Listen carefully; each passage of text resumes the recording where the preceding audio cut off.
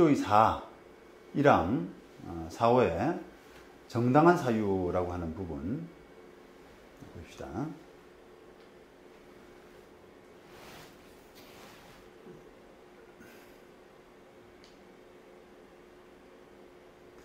자, 이 정당한 사유가 있으면은 권리금 회수 기회를 보장하지 않아도 되는, 이것도 일종의 이제 예외 사유죠. 예외 사유인데, 어찌 보면은, 앞부분, 그, 상가건물 임대차 보법 그 앞부분은, 글쎄요, 이게 임차인의 어떤 흠결? 임차인의 흠결? 이렇게 얘기할 수 있나? 재건축이 있기 때문에 꼭 그런 건 아닌 것 같고, 요거는 이제 어떻게 보면 좀 임대인이 할 만큼 한 경우, 임대인이 할 만큼 한 경우, 이런 경우인데, 봅시다. 임차인이 주선한 신규 임차인이 되려는 자가 보증금 또는 차임을 지급할 자력이 없는 경우, 그런 건 아니군요. 예, 그래서 좀 뭔가 이게 뒤섞인 듯한 느낌이 드는데, 그냥 어쨌든 그 보장받지 못하는 그런 사유로 이해를 하시면 될 것 같습니다. 임차인이 주선한 신규 임차인이 되려는 자가 보증금 또는 차임을 지급할 그런 자력이 없는 경우, 이런 경우는 그 사람한테 그 새로 임대차 계약을 체결할 의무를 임대인이 부담케 하는 것은 너무 좀 무리하다, 이렇게 본 거죠. 그 다음에 임차인이 주선한 신규 임차인이 되려는 자가 임차인으로서의 의무를 위반할 우려가 있거나 그 밖에 임대차를 유지하기 어려운 상당한 사유가 있는 경우. 3번, 임대차 목적물인 상가 건물을 1년 6개월 이상 영리 목적으로 사용하지 않는 경우.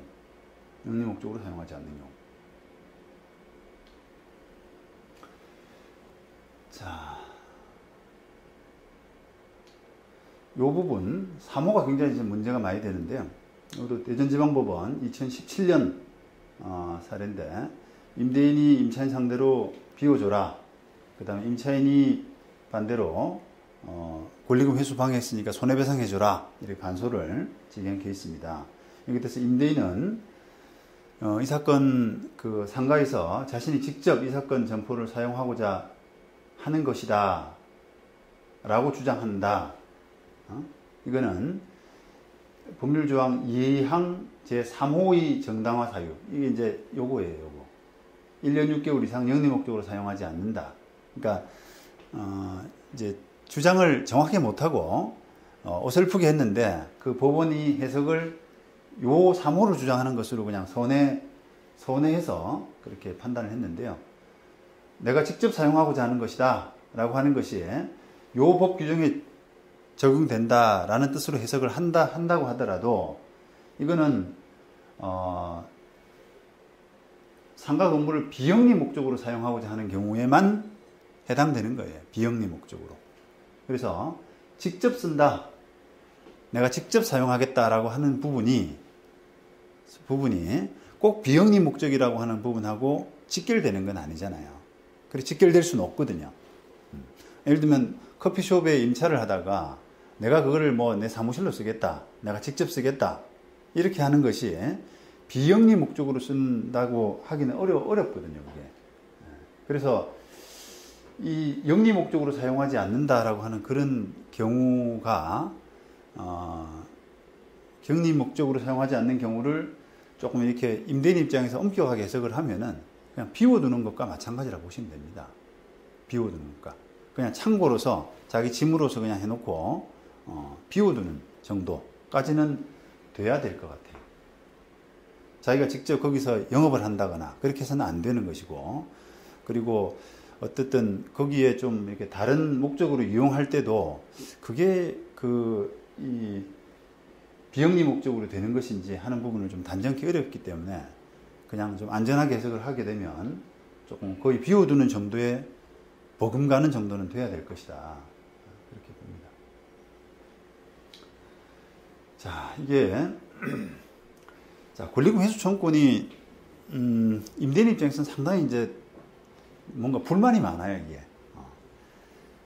그 임차인 입장에서는 회수 청구권 인정한다고 하더라도 건물주한테 바로 돈 달라고 하는 것도 아닌데 뭐 이렇게 불만이 많냐, 그거는 임대인이 너무 욕심을 부리는 거다라고는 하지만 임대인 입장에서는 그 회수 청구이라는 것이 결국은 그 지금 있는 세입자가 다른 세입자를 소개하는 것을 받아줘야 되고, 그 다음에 그 세입자가 또 다른 세입자를 소개하는 것을 또 받아줘야 되고, 이런 구조가 특별한 예외 사유가 없다 그러면 계속 지속되다 보니까 나중에 내가 내 목적으로 뭔가를 하고자 할 때는 부담이 될 수밖에 없다는 거거든요.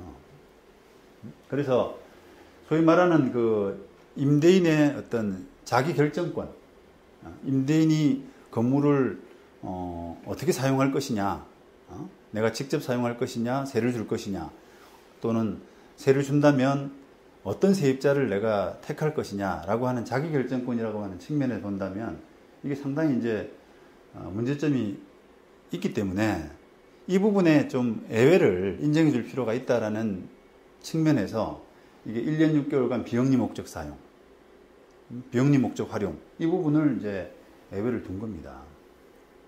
원래 이게 이제 그 2년이 됐다가 법사위에서 2년, 뭐 1년 이렇게 왔다 갔다 하면서 최종 법사위에 올라갔던 것은 1년으로 제가 알고 있어요.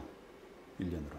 1년을 비영리 목적으로 비워둔 경우 이렇게 했다가 조금 6개월을 더 늘렸던 거죠. 근데 결과적으로는 하여튼 이 규정이 임차인 쪽에서 비판을 지금 아주 많이 받고 있습니다. 비판을. 왜냐하면은 자, 권리금을 회수하기 위해서 이제 사람을 데리고 오려고 그래요. 그런데 임대인이 이제 마음에 안 들어요. 월세도 마음에 안 들고, 그다음에 업종도 마음에 안 들고, 또 자기 활용 목적도 있고 마음에 안 든단 말이죠. 그러면 그럴 때 법에서는 받아줘라. 네가 업종 가리는 것도 힘들거든요.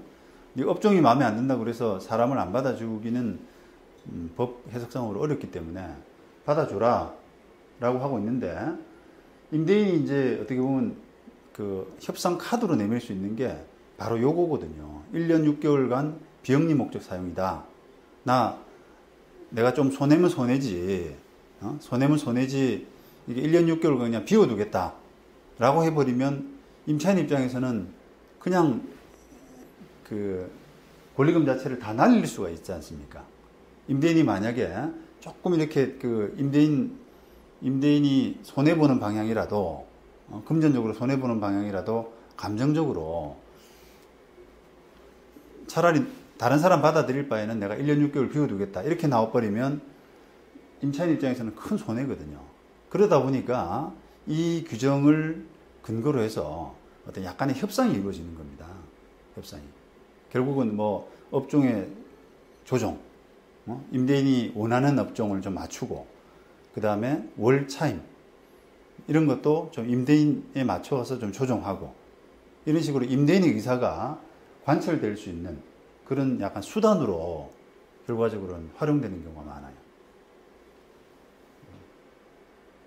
그래서 그런 부분이 좀 있고요. 또 이게 이제 비영리 목적 쓰겠다라고 해가지고 안 받아들였는데 나중에 실제로 그 비영리 목적으로 쓰는지 안 쓰는지 이런 것들이 검증이 잘 안 되는, 계속 지켜보고 있어야 되는 임차인이 그런 부분도 있고 그래서 실질적으로 이 부분이 조금 이제 논란이 있는 그런 규정입니다.